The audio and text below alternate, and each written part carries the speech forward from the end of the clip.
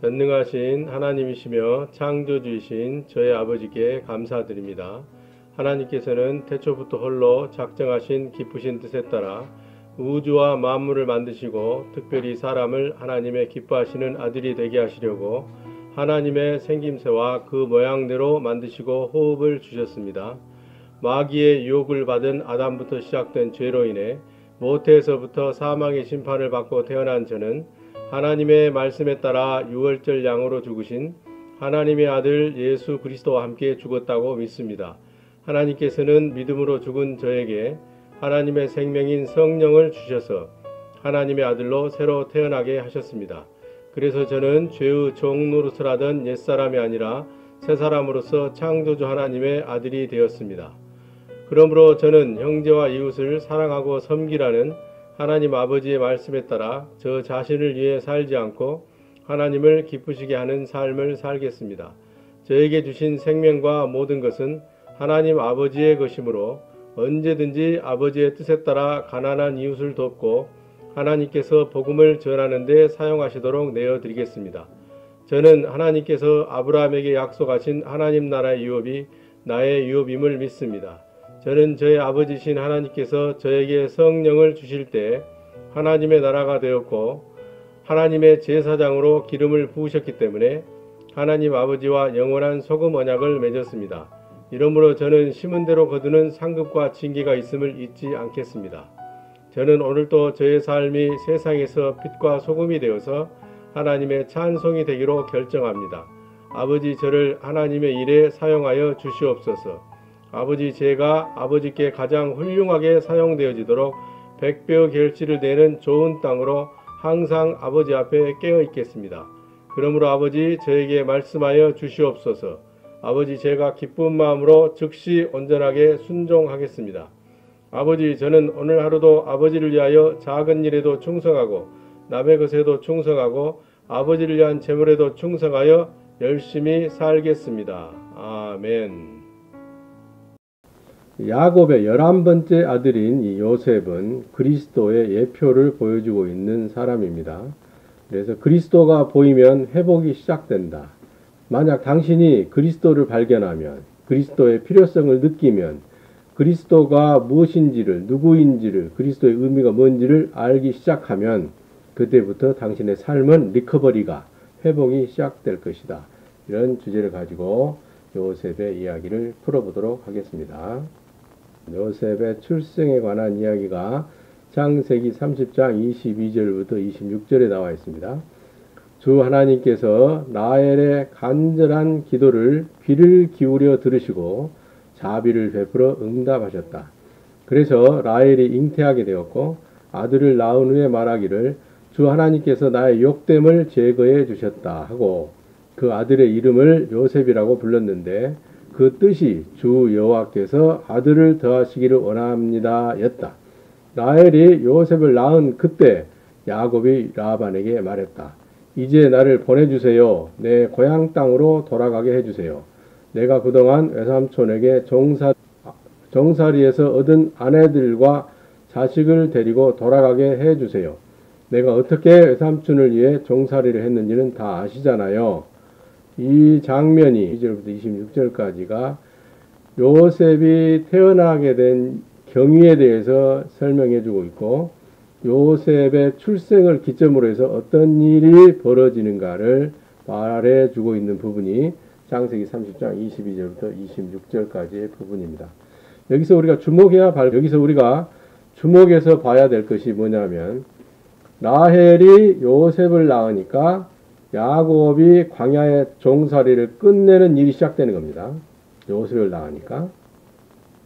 그리고 요셉의 출생이 나중에 가서 보면 거짓말쟁이 사기꾼 야곱이 죄를 이기고 하나님의 온전한 복을 사람들에게 드러내 보여주는 이스라엘이 되는 시발점이 됩니다. 요셉의 출생이 이스라엘의 시발점이 된다는 것을 봐야 될 줄로 믿습니다.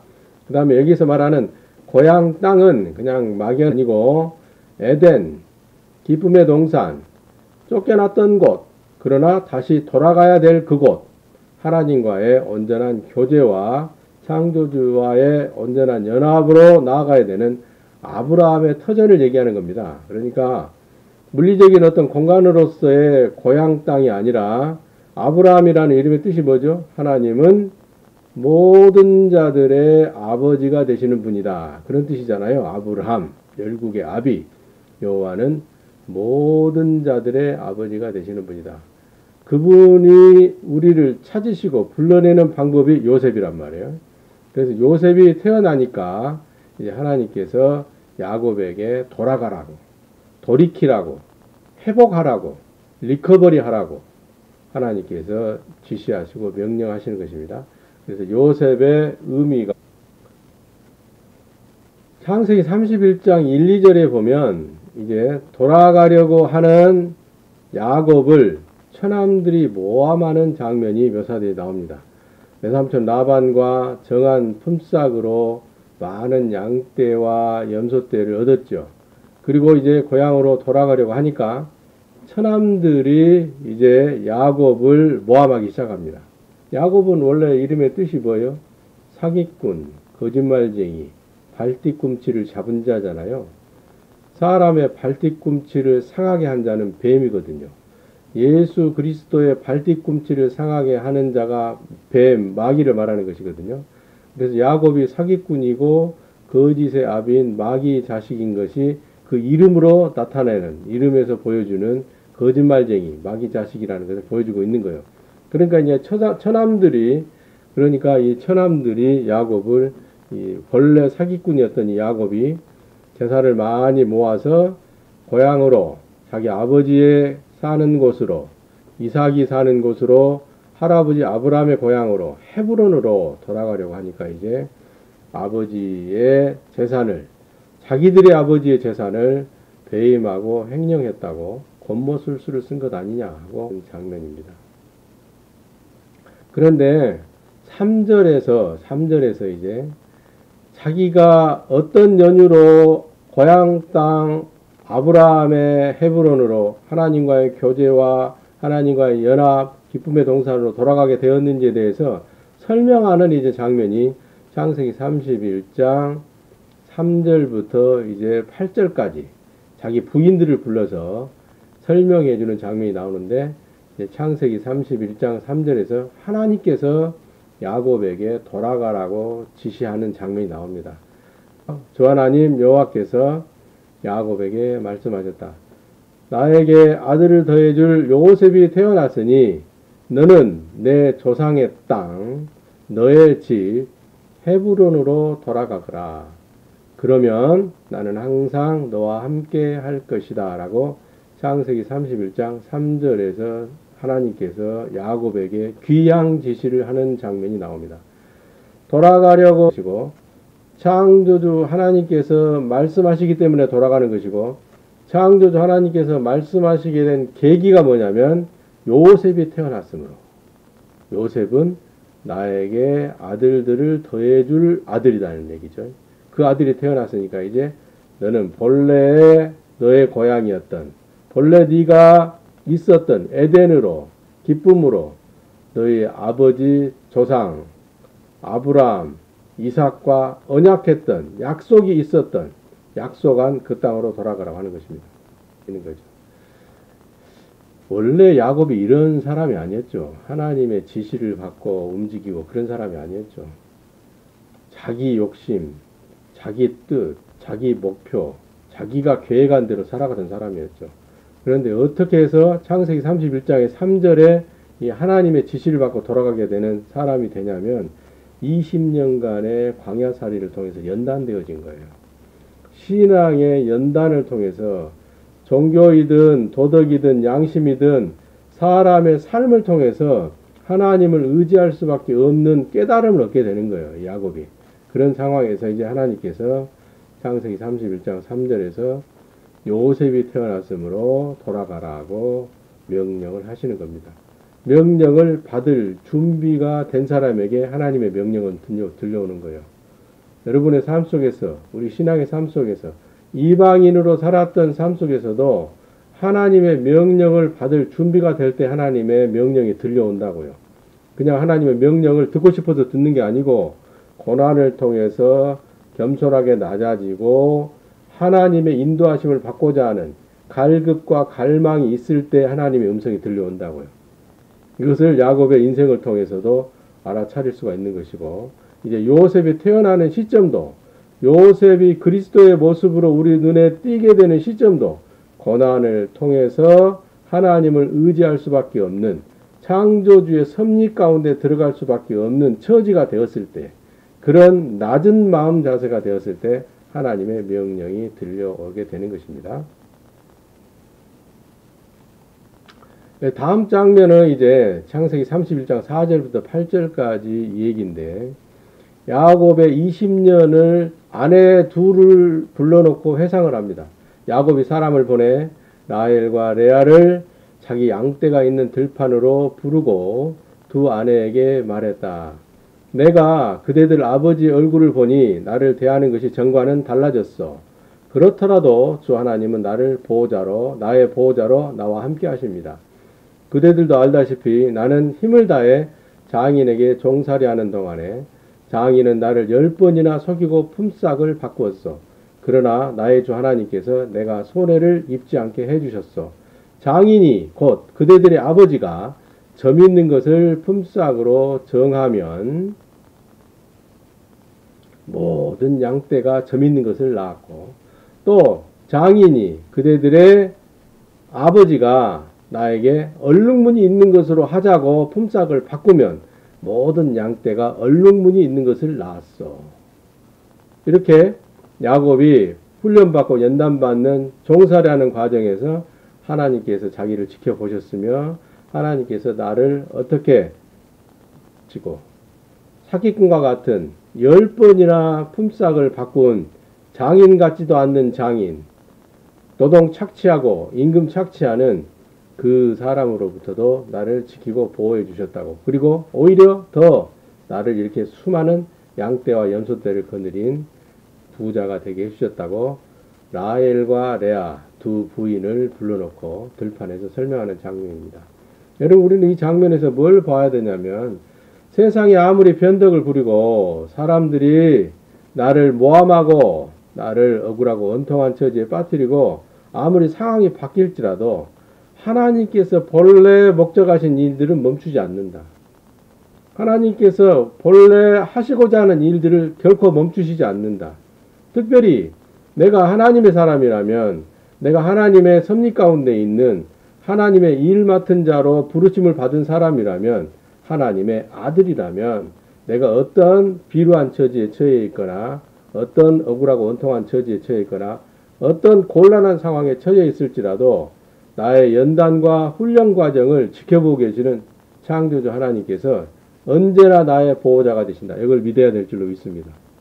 하나님의 섭리 안에 있는 자, 하나님을 믿는다고 하는 자, 하나님의 뜻 가운데 있다고 하는 자, 하나님의 말씀대로 살고자 하는 자는 어떤 처지와 어떤 상황과 어떤 사람을 상대하면서 훈련받고 연단받고 깨달음을 얻어가는 과정이 있을지라도 창조주 하나님, 곧 내 아버지께서 결코 나를 포기하지 아니하시고 지켜보고 계시고 항상 함께하고 계셨다는 것을 기억하셔야 될 줄로 믿습니다. 큰 그림으로 보면 아무리 세태가 바뀌고 사람들의 생각이 바뀌고 세상은 썩어 문드러질지라도 하나님께서 이새의 줄기에서, 다윗 지파에서 한 싹을 내게 하시고 그 아들을 통해서 수많은 아들들을 얻으시는 그 일, 하나님의 열심은 멈추지 않는다고 이사야서 9장 7절에 말하고 있는 것입니다. 만군의 여호와 하나님 창조주께서 하나님의 그 열심으로 이 일을 성취하게 될 것이다. 그걸 말씀하고 있는 기록이 이사야서 9장 7절인 것입니다.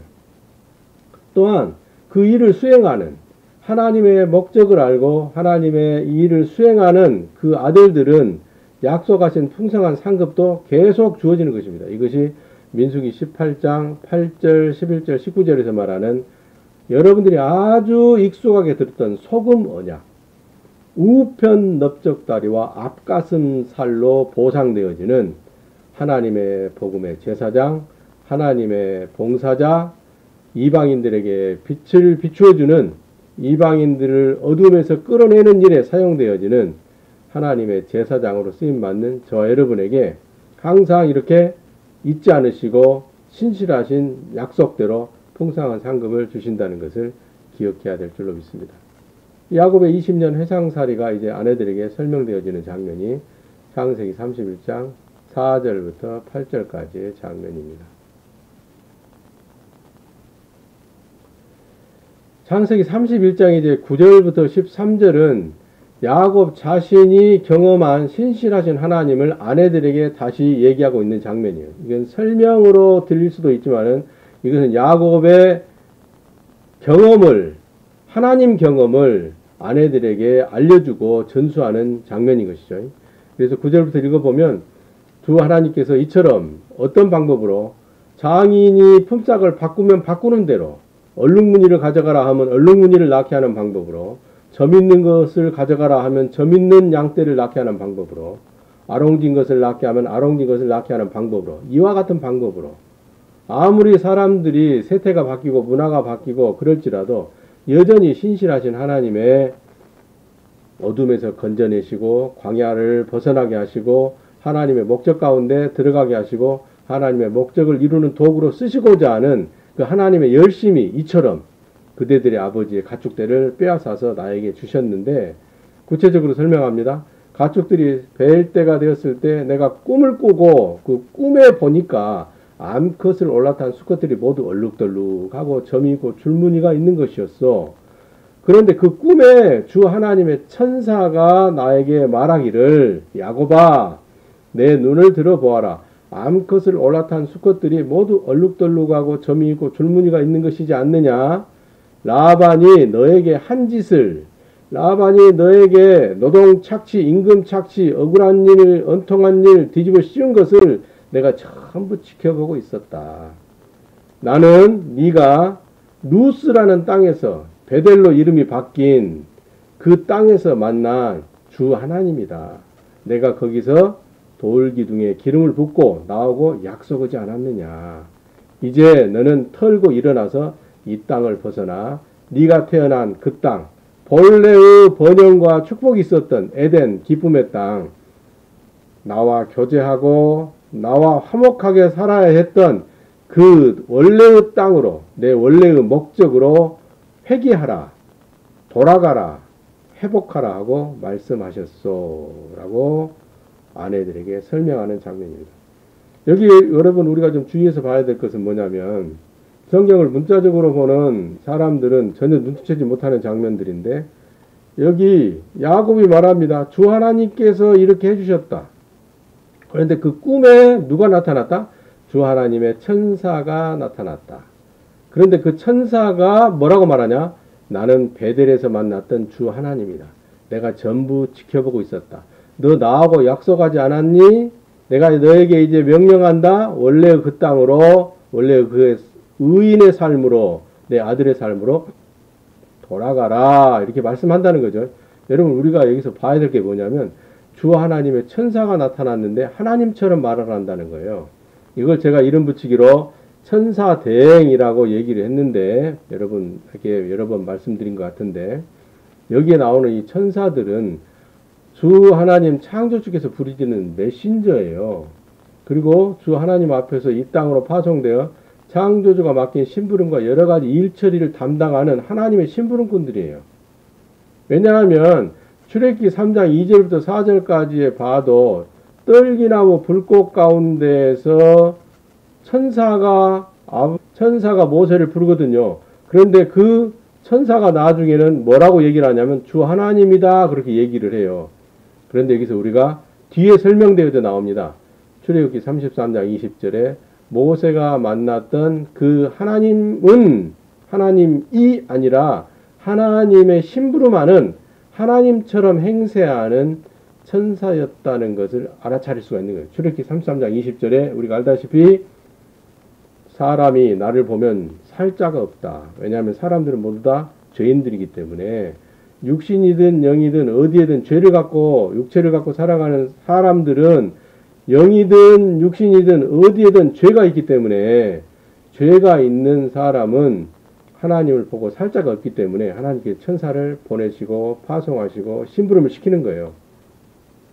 디모데전서 6장 16절에도 그 얘기를 하고 있죠. 하나님은 빛이 하나님이신데 하나님을 보고 살 자가 없고 아무도 본 자도 없고 앞으로 볼 자도 없다. 그러나 우리가 하나님 아버지의 나라에 들어가면 우리 아버지를 볼 것이다. 그렇게 설명하고 있는 대목들이 출애굽기 33장 20절과 디모데전서 6장 16절 얘기입니다.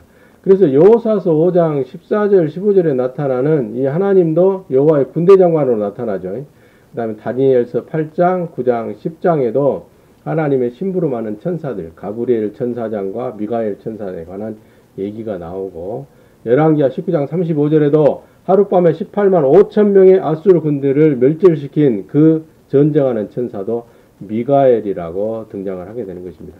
그리고 다 알다시피 누가복음 1장 19절 26절에 마리아에게 사가랴에게 나타난 천사장은 가브리엘인 것이죠. 소식을 전하고 하나님의 말씀을 전달해주는 천사인 것이죠. 히브리서 1장 14절에는 모든 천사는 여호와 창조주 하나님께서 부리시는 종인데 구원 얻을 사람들과 구원 받은 사람들을 위해서 하나님이 부르시는 종이다. 그렇게 설명하고 있고 사도행전 7장 53절과 갈라디아서 3장 19절에서는 모세가 율법을 받고 십계명 돌판을 받고 그럴 때에도 하나님이 직접 전달해 준 것이 아니라 하나님이 직접 새겨 주신 것이 아니라 천사를 통해서 그렇게 하셨다고. 천사가 전하해 준 율법, 천사의 손을 빌어 중보의 손을 빌어서 베풀어진 율법이라고 사도행전 7장 53절과 갈라디아서 3장 19절에 설명하고 있는 것입니다. 여러분 이 성경 구절은 좀 잘 적어 놓으세요. 천사가 하나님의 부리시는 메신저로서 하나님 앞에서 이 땅으로 파송되어져서 창조주가 맡긴 심부름과 여러 가지 일처리를 담당하는 관련된 성경 구절들은 좀 잘 적어놨으면 좋겠습니다. 이게 필요하면 이따가 캡처해서 카톡으로 전체 톡방에 올려드릴게요. 요셉은 야곱의 20년 신앙의 열매로 나타난 거예요. 20년 신앙의 열매로 요셉이 나오게 된 것이고 요셉이 눈에 띄게 된 거란 말이에요. 그래서 거짓말쟁이 야곱이 자기 눈에 선한 대로 레아와 라헬을 아내로 맞아들였죠. 그러니까 하나님이 지정해 준 거 아니에요. 자기가 보기에 안목의 정욕과 자기의 탐심으로 라헬이 예뻐 보이니까 아내를 선택한 거죠. 그래서 자기 눈에 선한 대로 레아와 라헬을 아내로 맞아들이고 몇 남매를 얻어요? 딸 디나까지 해가지고 12남매를 얻어요.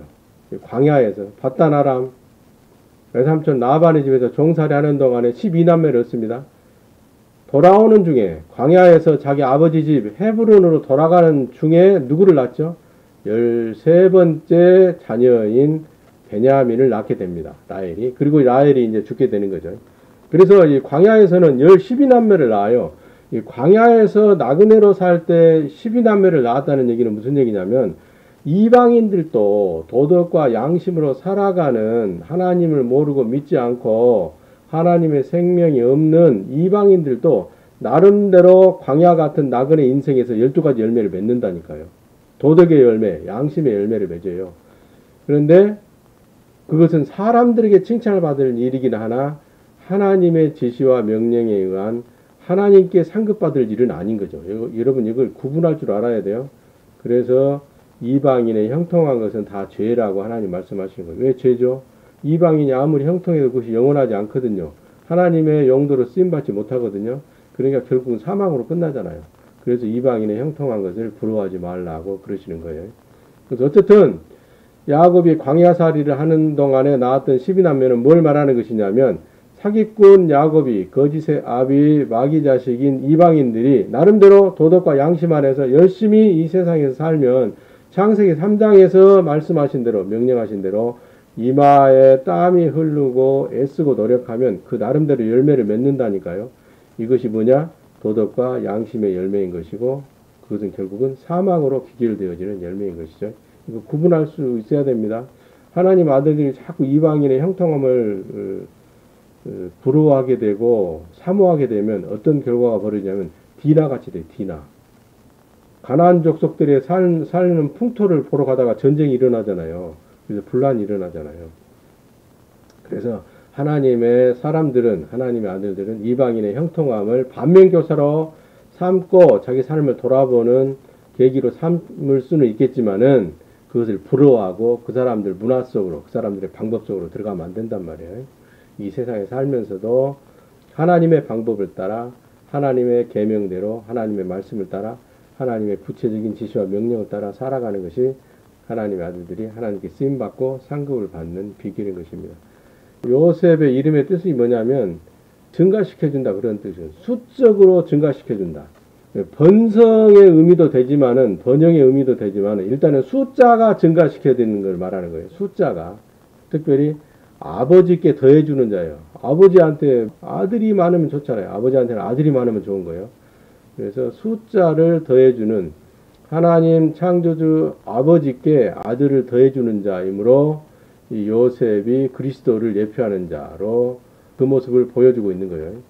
그런데 이제 창세기 49장에 야곱이 죽으면서 요셉을 축복하고 나머지 아들들도 축복하는 그 장면들이 나오는데, 그때 뭐라고 표현되냐면 담장 너머 밖에까지 뻗을 샘 곁에 있는 무성한 가지라고 요셉을 축복합니다.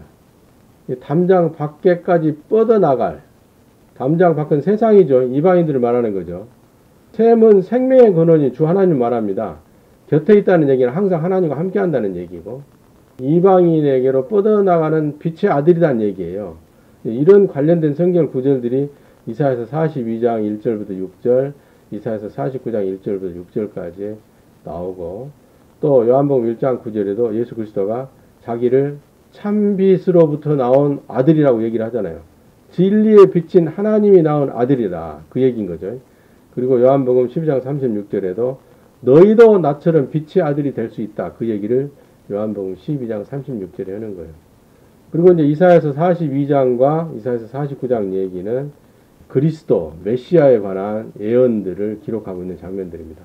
이방인에게 빛을 주는 자, 빛을 비춰주는 자, 어둠에 있는, 흑암에 있는 마귀 자식들이 빛을 따라 나올 수 있도록, 빛 앞으로 나올 수 있도록 우리처럼, 예수 그리스도처럼 빛의 아들이 될 수 있는 그 그리스도 메시아에 대한 예언을 해주고 있는 장면이 이사야서 42장 1절부터 6절이고 이사야서 49장 1절부터 6절까지의 말씀이에요.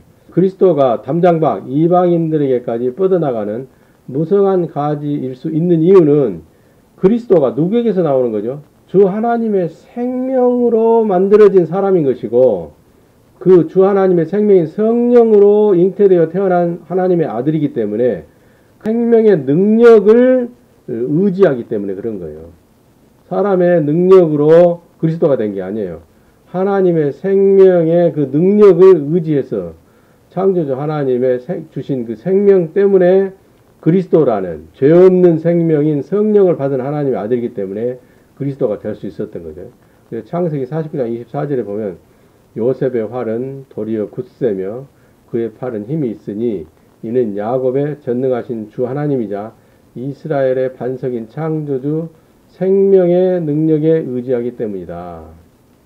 본래 의미대로 삐딱한 것들을 바로잡고 틀어진 것들을, 굽은 것들을 바로 잡아서 이렇게 만든 겁니다. 지금 왜 그러냐면 사람은 죄인이기 때문에 죄인들의 죄와 사망을 감당할 수가 없죠. 대신 짊어질 수가 없죠.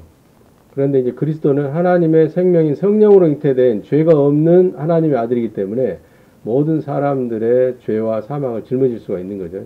그럼에도 불구하고 그리스도가 된 때에는 모든 사람들의, 모든 죄인들의 죄를 전가받은 상황이기 때문에 예수 그리스도가 기도하는 장면이 마태복음 26장 39절에 나오는데, 내 아버지여 만일 할 수 있으시면 이 쓴 잔을 내가 지나치도록 허락해 주십시오. 그렇지만 나는 거부하지 않고 아버지의 뜻대로 되기를 원합니다. 이 능력이, 순종하는 이 능력이 죄인인 사람으로부터 나오지 않는다는 얘기죠. 창조주의 생명의 능력으로부터 힘입어서 나온다는 얘기죠. 그래서 요셉 그리스도는 죄와 사망을 이기는 아들이며 주 하나님 아버지께 아들들을 더해주는 아들로 등장하는 것입니다. 요셉이 보여주는 그리스도의 모습들은 그럼 구체적으로 어떤 것들이 있는 것이냐? 먼저 라헬이 낳은 아들이기 때문에 라헬은 순종의 암양이라는 뜻이거든요. 누가복음 1장 38절에 보면 마리아가 가브리엘의 방문을 받고 하나님의 메시지를 들은 다음에 그 명령에 순종하는 장면이 나옵니다.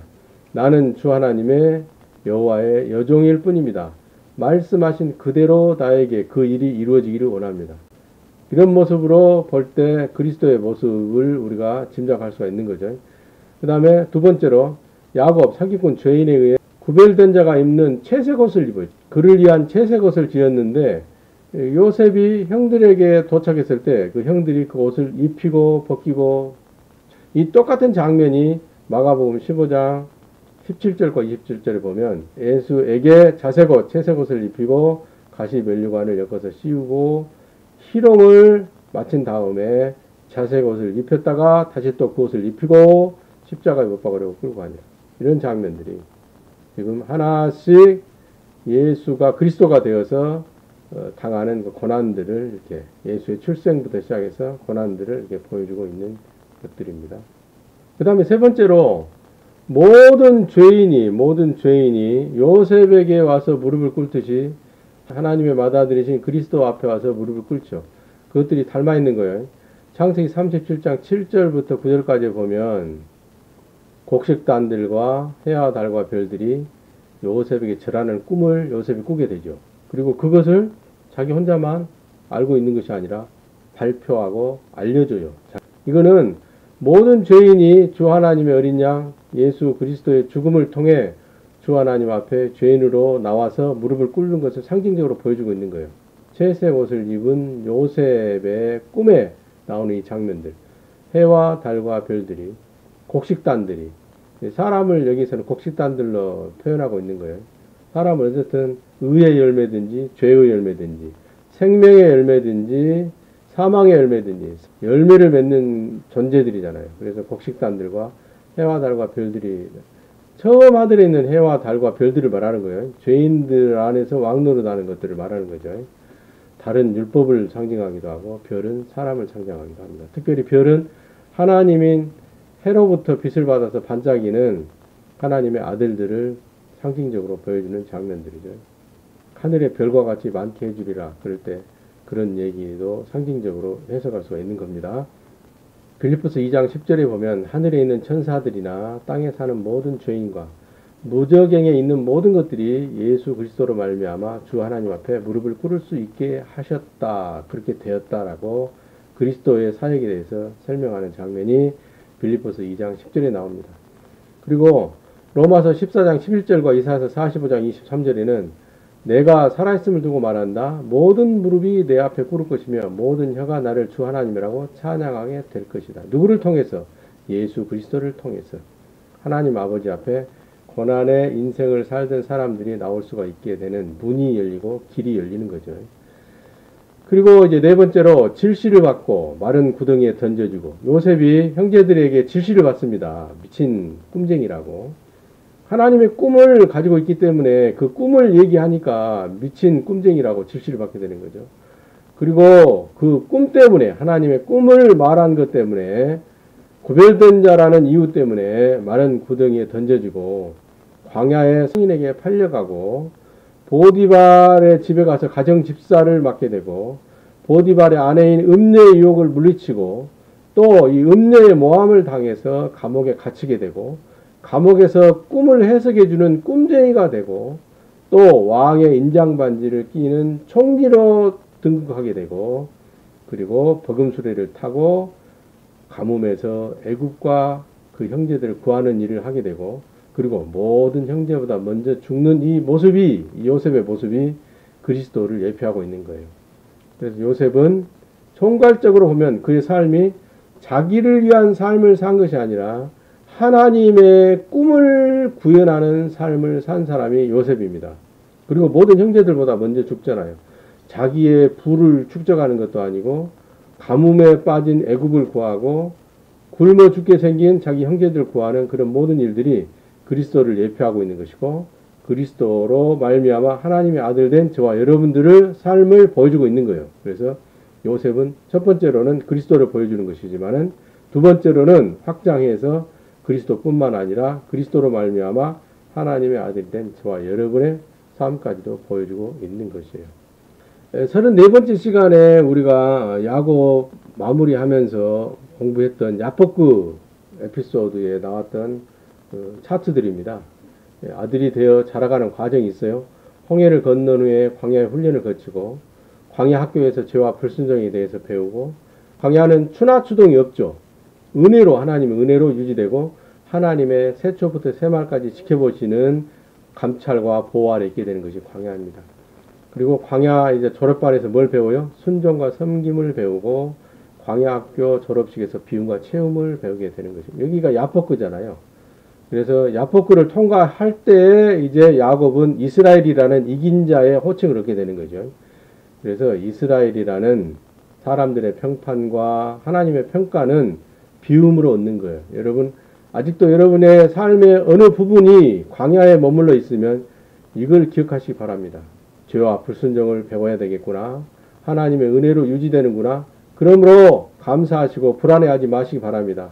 반드시 그리스도가 눈에 띄게 될 때, 그리스도가 보이게 될 때, 그리스도의 의미를 정확히 알게 될 때, 광야 학교의 졸업반에서 순종과 섬김을 배우게 될 때, 비움과 체험을 배우고 나면 야포크 앞에서 이긴 자로 운명이 팔자가 바뀌는 거예요. 그러니까 하나님의 아들 된 다음에도 뻥튀기를 장성한 자가 되는 게 아니고 이런 광야의 연단과 훈련과 은혜와 순종과 섬김과 비움과 체험을 통해서 야르덴을 건널 때 이스라엘 죄와 싸워서 이긴 자로 평가를 얻게 되는 거예요. 죄와 싸워 이긴 자에게는 뭐가 주어지는 거죠? 에덴의 기쁨이 주어지고 하나님의 평강이 주어지고 하나님의 넘치는 풍성한 상급이 주어지는 거죠. 삶이 윤택해지는 거예요. 그러니까 이런 과정들을 잘 기억하시고 이런 과정들 속에서 하나님께 쓰임받는 그릇이 되어야 되겠다. 이런 각오를 다지는 시간들로 힘든 과정을 채우시기 바랍니다. 힘들다 하면 아무것도 나아지는 게 없어요. 걱정하고 근심하고 염려해서 나아지는 게 아무것도 없습니다. 그 걱정과 근심과 염려의 원인을 찾아서 그걸 마스터하고 그걸 딛고 일어섰을 때 비움이 다가오게 돼. 비움의 의미를 알게 될 때 내 생각과 나의 의의 기준과 내 고집과 내 스타일과 내 방법을 내 목표를 하나님의 체험으로 가득하게 하기 위해서는 내가 먼저 비워져야 된단 말이에요. 그런 것들이 이제 우리가 야곱의 마지막 시간에서도 배웠고 이제 오늘 요셉의 그리스도의 예표 이 과정을 통해서도 같이 나누고 있는 것들입니다. 그래서 힘든 과정을 겪고 있는 형제 자매 우리 가족 여러분 힘든 것이 다가 아닙니다. 힘듦은 결국은 이김으로 바뀌어야 될 줄로 믿습니다. 힘듦이 이김으로 바꾸기 위해서는 비움이 있어야 된다는 것을 순종과 섬김이 있어야 된다는 것을 새겼으면 좋겠습니다. 오늘은 이제 요셉이 보여주는 그리스도의 모습들을 야곱의 집으로 돌아가는 그 장면들과 그 부분들을 통해서 같이 은혜를 나눴습니다. 다음 주에는 이제 좀 더 구체적으로 요셉에게 있어서의 어떤 그리스도의 모습들은 어떻게 요셉에게 나타난 것이었는가. 요셉의 삶에 다가왔던 그런 문제들은 사실은 요셉은 자기가 채색의 옷을 입고 싶어서 입은 게 아니잖아요. 그리고 자기가 꿈을 꾸고 싶어서 꾼 게 아니잖아요. 그래서 이게 전부 다 하나님의 섭리 안에서 있는 것들이거든요. 우리도 마찬가지입니다. 우리가 인생 살고 싶어서 사는 것 같아도 사실은 하나님의 구체적인 섭리하심과 하나님의 쓰임새 속에서 우리 삶이 연결되어지는 거예요. 그러므로 하나님의 용도와 하나님의 목적과 하나님의 수단과 방법을 우리가 깨우치게 되면 그 안에서 물 만난 고기처럼 자유로운 삶을 살게 되는 것이고 그 자유로운 삶 속에서도 하나님의 아들로서의 영광을 만끽하며 하나님에게 풍성하게 쓰임받게 된단 말이에요. 하나님에게 풍성하게 쓰임받으면 당연히 하나님에게 풍성한 언약의 상급을 받게 되는 것이죠. 그래서 다음 한 시간은 또 요셉의 이야기로 더 채우고 다음 과정으로 넘어가도록 하겠습니다. 이제 하나님의 교사들이 이제 2부에 들어왔는데 이제 2부에서는 어디까지? 마리아까지 볼 거예요. 마리아. 예수 그리스도의 어머니인 마리아까지, 이제 요셉부터 마리아까지 신약의 마지막, 구약의 마지막 인물이라고 할 수 있는 마리아까지, 야곱의 아들 요셉부터 시작해서 예수님의 어머니라고 하는, 하나님으로부터 성령으로 잉태를 받아서 하나님의 맏아들을 출생한, 하나님의 맏아들을 낳은 마리아까지를 하나님의 교사들 2부로 살펴볼 예정입니다. 앞으로도 한 30시간 정도 계속 하다 보면 거의 올 겨울 무렵 돼서 하나님의 교사들은 마무리가 될 것 같아요. 상당히 한 70편 정도로 구성되어 질 것 같은데, 이 가운데서 우리가 하나님의 교사들로 등장하는 그 인물들의 삶을 통해서 그 인물들의 삶을 하나님께서 어떻게 세밀하게 디자인하시고 그들을 이끌어내시고 그들을 사용하셨는지, 그리고 그들을 어떻게 훈육하셨는지를 우리가 배움으로 우리는 그리스도와 같은 장성한 분량이 충만한 데까지 자라가는 기간을 충분히 단축할 수 있을 줄 믿습니다.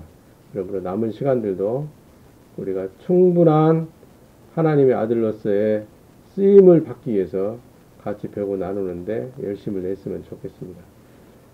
김도현 형제 늦게 들어왔네. 감사해요. 고맙습니다. 하나님을 아버지라 부르는 자는 좋은 일이 있으리라, 많이 있으리라. 우리 서로 뜨겁게 사랑하면은 좋은 일이 있으리라, 크게 있으리라. 아멘.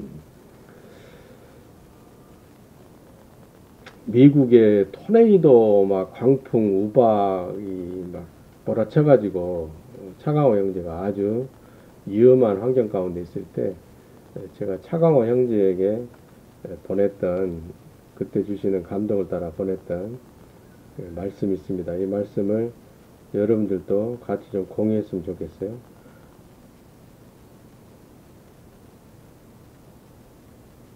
시편 34편 19절부터 20절까지 보면은 의인은 고난이 많으나 여호와께서 그 모든 고난에서 건지시는도다. 그 모든 뼈를 보호하시며 그 중에 하나도 꺾이지 아니하도다. 시편 34편 19절부터 20절에 말씀합니다. 여러분 그 단톡방에 공유를 해드릴게요. 이 말씀을 항상 새기시고, 어려운 환경이나 처지는 사람의 노력으로 바뀌는 것이 아니라 하나님의 벗어나게 하심으로 바뀐다는 것을 명심하시고, 하나님의 벗어나게 하심은 그리스도를 발견할 때, 그리스도 안으로 내 삶이 들어가 버릴 때, 그리스도와 같은 죽음 안에 내 삶이 들어가 버릴 때, 그래서 내 것이 포기되어지고 내가 비워질 때 하나님의 채움이 있게 된다는 것을 기억하시고, 그때까지는 잘 견디시기 바랍니다. 결국은 인생살이가 다 깨달음의 시간들로 채워지는 것이요. 깨달음의 시간들로 채워지는 것이 인생살이입니다.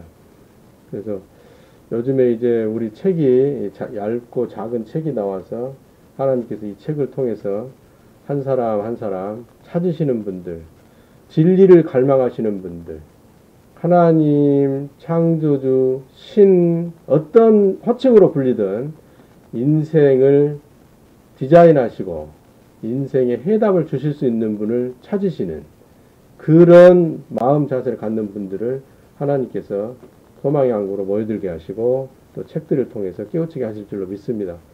그래서 포도나무 교회에서는 지금 책들이 많이 나갔어요. 그래서 20권을 보내드렸는데 다 나가고 더 보내달라고 그래서 20권을 더 보내줬습니다. 또 그리스 우리 자매님도 그리스 말씀방을 지금 시작했는데 좋은 소식들이 있고, 좋은 20권은 또 다 나가서 내가 그제 갖다 주고 왔잖아요. 그래서 여러분들도 용기를 내시고 책이 나왔으니 이 책을 통해서도 접촉점을 마련할 수 있도록 생명의 말씀 안에 진리 안에 사람들을 인도해내고 끌어낼 수 있도록 용기를 내시고 복잡한 생각 하지 마시고 그냥 한번 읽어보세요 하고 선물로 권할 만한 책이니까요. 그래서 어떤 분들은 성경을 잘 모르던 분인데도 불구하고 이 책이 너무 좋습니다. 너무 쉬워요 하고 새로운 것을 찾아서 발견하는 그런 소식을 들을 때 매우 저는 기분이 좋고 고무되어집니다. 기분이 아주 좋아요. 내가 기분이 좋은데 우리 하나님 아버지는 얼마나 기분이 좋으시겠어요? 그래서 시작은 미화가 있으나 우리의 일은 창대하게 하나님께서 사용하시고 풍성하게 하실 것을 믿으시기 바랍니다. 자, 제가 축복 기도하고 마치도록 하겠습니다. 주 하나님 여호와께서 우리 모두에게 복을 주시고 항상 지켜주시길 원하며 특별히 힘든 과정 가운데 있는 사랑하는 우리 가족들, 형제 자매들을 평강의 얼굴로 항상 바라보고 계신다는 것을 기억하게 하시고 범사에 풍성한 은혜를 베풀어 주시옵소서. 그리하여 신종 코로나 바이러스로부터도 우리를 지켜 보호하시고 우리 가족들과 우리의 관계 맺는 모든 사람들도 지켜 보호하여 주시옵소서. 그리고 또한 우리 모두를 날마다 형통하게 하셔서 사용하여 주시옵소서. 감사하고 축복하며 기도드리옵나이다. 아멘. 감사합니다. 사랑합니다. 고맙습니다. 점심 식사 맛있게 하시고 또 건강한 한 주간 보내시면서 로마서 히브리서 보내드린 책자 백독을 하세요. 백독. 로마서 히브리서 보내드린 책자들 백독을 하시면 하나님의 구원과 상급이 훤히 뚫어집니다. 얇은 책이니까 마음먹고 읽으면은 1시간 반이나 2시간 정도밖에 안 걸려요. 그래서 특별히 시간을 내서 일부러라도 백독을 하시기 바랍니다. 그래서 책 맨 뒷장 면지에다가 해독수 날짜를 기록해 가면서 백독했다는 것을 인증해 주시면 제가 포상금 아주 예쁜 봉투에 담아서 보내드리겠습니다. 그리고 맛있는 식사도 대접하겠습니다. 그러니까 로마서 히브리서 백독 구원과 상급에 관한 얇은 책 백독을 하시기를 축복합니다. 감사합니다. 백독 하시기 바랍니다. 그러면 하나님께서 100배로 복 주실 것입니다. 반드시 그럴 줄로 나는 믿습니다.